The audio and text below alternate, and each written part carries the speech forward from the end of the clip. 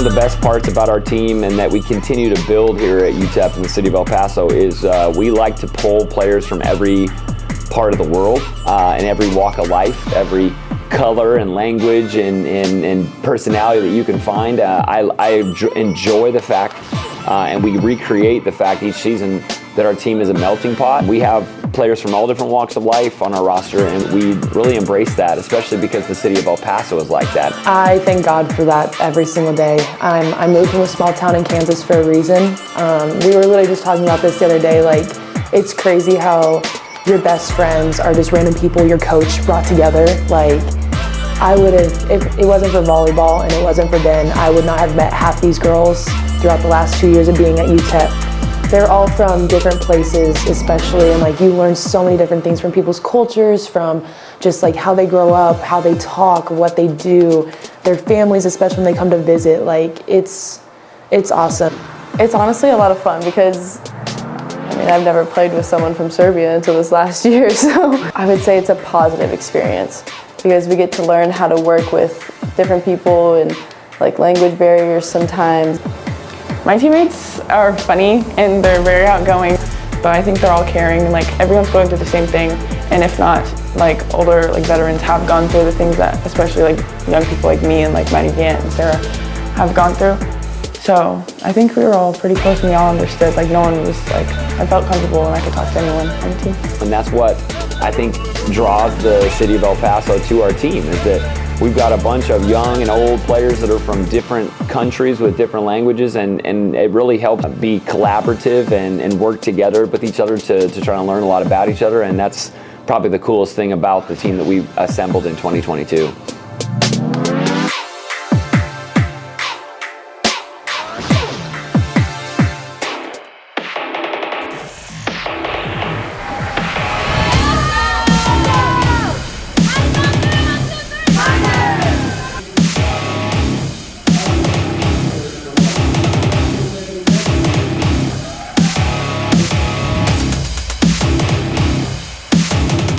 So the UTRGV game was probably one of the best games we've played in Memorial this last season. Like, we all just walked out onto that court like, this is our game, we're taking it.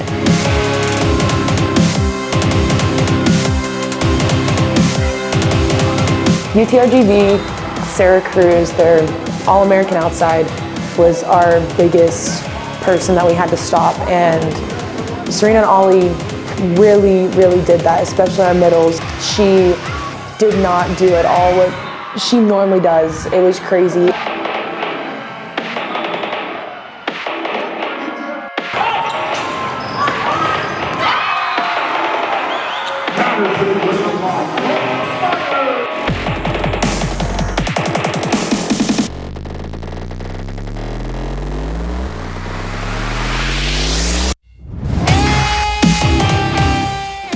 Describe what you remember from the UTRGV game. Oh, the UTRGV game was like probably one of my best games because we knew that they had a really good record and that they had a really good outside, Sarah Cruz, and I think we shut her down very well. Like, I think she hit the most, like the worst, I don't know how to say, like the worst she did all season, and I just remember that being a really good game because I remember I blocked her a lot and I performed well, and I think everyone performed well, and it was just a really good game.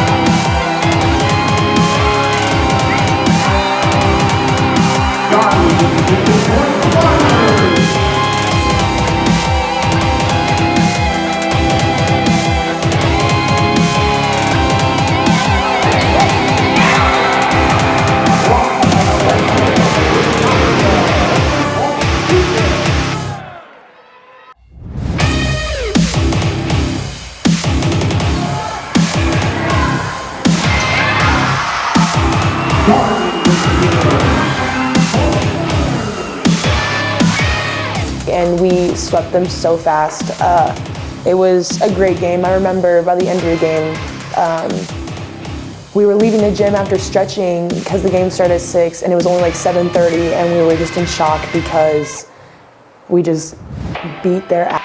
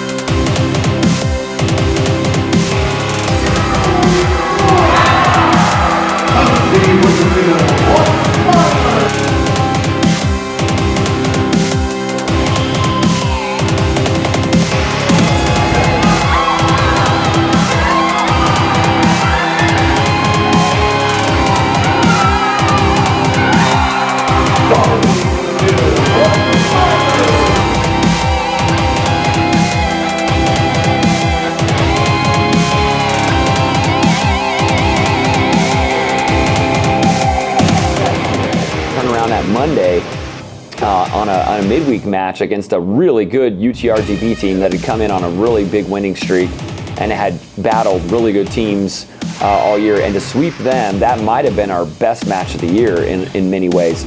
They ended up going on to playing the finals for the WAC. They had won the conference outright before the conference tournament, and then they went to the NIBC and had a couple of match wins there, but they were a top 100 team all year and had one of the top point scorers in the country, and we actually held her to negative.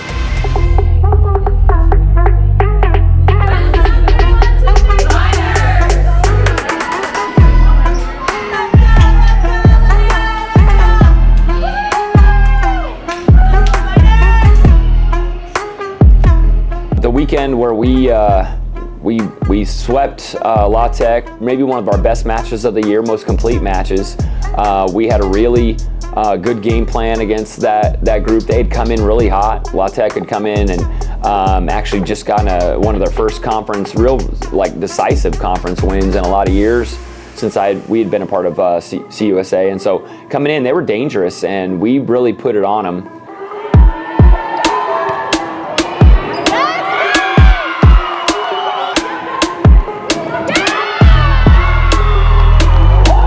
LA Tech, they're a good little team. They've gotten a lot better over the last years.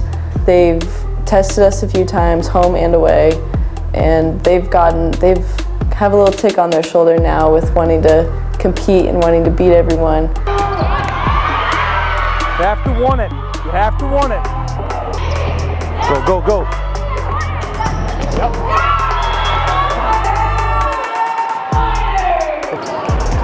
You know, we've got a really good coaching staff here. Nick, my assistant from Serbia, has a unique way of getting our players to laugh and feel comfortable in the midst of great stress. I know. Ande. We missed that. So we are going to play combination C3, 5, 57. Yeah. You're not allowed to laugh. Yeah. I got it. Is that equation? Should I solve? C3, 5, what? Equals what? You guys have to pay attention to the honesty. Tell her to run A. Okay. That's totally okay, you know, but tell her those things. Yeah. Don't just tell her whatever. Just tell her, I need you to run here, but if you can't, call it A. Thanks. I work with Nick a lot more than some of the other positions do because he is a setters coach. So he's been there for me through thick and thin, and He's just one of the best setter coaches I've probably ever had in my career, and I am so excited to keep learning from him. Go with her. She can't even come close to her. Just put it up. Just put it up. And then Nick, he's like mostly the setters coach, but kind of the middles as well. He's a really good person to talk to. He'll always tell you straight up like what you did wrong. So I think it's really good to have a coach like that, but also have someone that's like willing to teach you and not just give up on you. No, she have like, Jesus Christ. Just don't beat her. Just don't beat the setter. Leave a setter in the front so you can, they're cheating. Go beat. Go beat, go beat. Leave a setter in the front.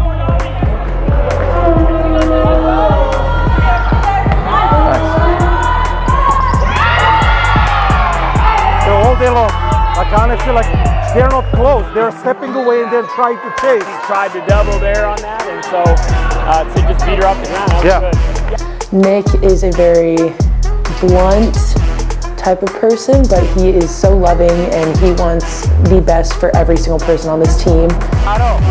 Be patient, go quick. You're beating a ball. Be patient, go quick, especially if somebody else is setting.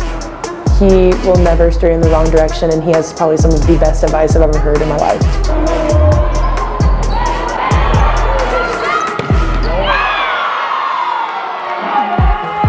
LA Tech is a game where we can do all the little things and like work on new things for more games later on in the season. This doesn't make sense. What you just did? Okay. Yeah. Perfect. Great set. 1/8 on a double block. I need you guys to see that eventually. Like honestly, I don't know if you understand, but Rice is coming. Yeah. That's not going to work on the Rice. Yeah. Very next week. They double you over here and you set the ball, you're not going to be lucky. You're going to be double.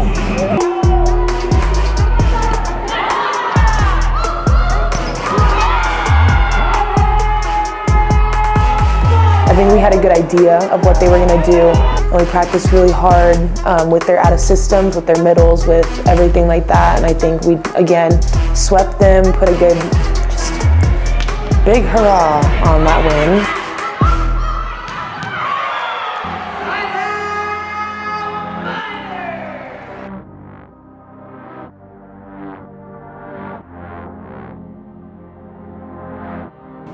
How do you know when your team is in the zone? Yeah, I think a lot of it is the way that they warm up for a match. I can see a lot of times the intention behind our players and how competitive they're going to be. And I felt against North Texas that they really wanted to make sure that when those best teams came into our gym, that we made sure we protected Memorial Gym and showed them that it was going to be a really tough time, a tough match for them to get out of here with a win. I think it really depicted on the warm-ups. Like after we would go talk and like pray, like you could tell if our momentum was good or not and if we had to fix it. And I think it would show as well, like when we would start off slow, when you could kind of tell, but if we started off faster, if we were loud, then you could tell that our momentum was up. I feel like when we are communicating a lot and whenever we're really like executing the little things that we know how to do is when I can feel like we're definitely locked in right now.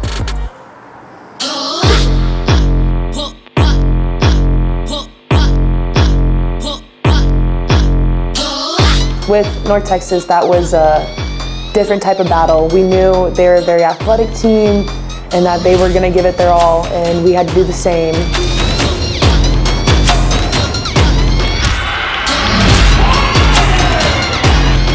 North Texas, obviously one of our rivals here in Texas. They've gotten better throughout the years, and they've also have a tick on their shoulder with wanting to beat us, so they've gotten a lot better.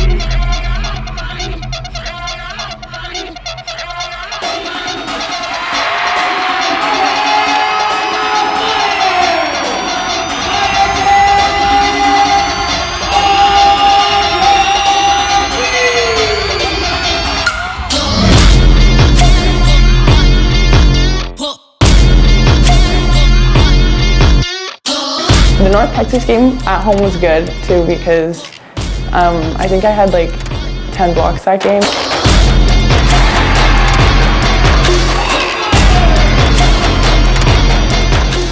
I believe that whole game we went set for set, just back and forth.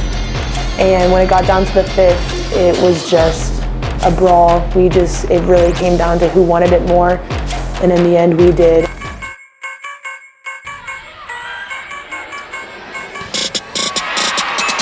Bet you can't do it like this. Bet you can't do it like me.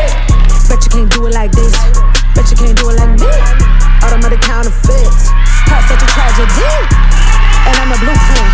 Bet you can't do it like me. Bet you can't do it like this. Bet you can't do it like me. Bet you can't do it like this. Bet you can't do it like me. Automatic counterfeits. Past such a tragedy. And I'm a blueprint. Bet you can't do it like me.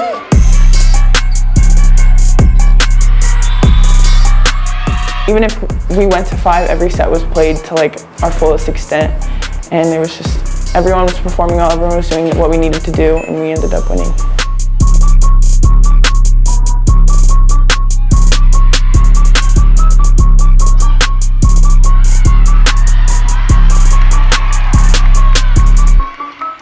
Bet you can't do it like this. Bet you can't do it like me. Bet you can't do it like this. Bet you can't do it like me. Automatic counterfeits. Past such a tragedy. And I'm a blueprint. Bet you can't do it like me. Bet you can't do it like this. Bet you can't do it like me. Bet you can't do it like this. Bet you can't do it like me. Automatic counterfeits. Past such a tragedy. And I'm the blueprint. Bet you can't do it like me. Being able to beat UNT in 5, another team that had come in and really had been playing well. They were so athletic with a lot of really good weapons, and so to get those back-to-back wins and start conference playoff the way that we did was awesome at home, especially. What did you learn about your team? That we are capable. I feel like we used our team is so young as an excuse for too long until we finally realized like we're not too young. We know how to play volleyball. We know that we are good. And we can beat these teams. It's just like we have to put our minds to it and we just have to do it. I feel like we proved on our confidence 100% and our ability to execute what we wanted to execute, which kind of goes in with confidence, but it makes sense. I feel like something just clicked and we just were doing everything we needed to do, and we were just improving as a team. It wasn't really individuals. We just kind of just doing it.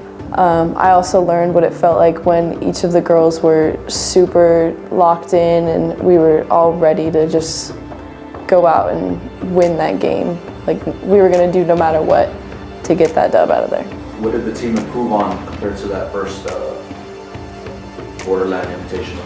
I would definitely say our confidence, because we kind of came back to like who we knew we were.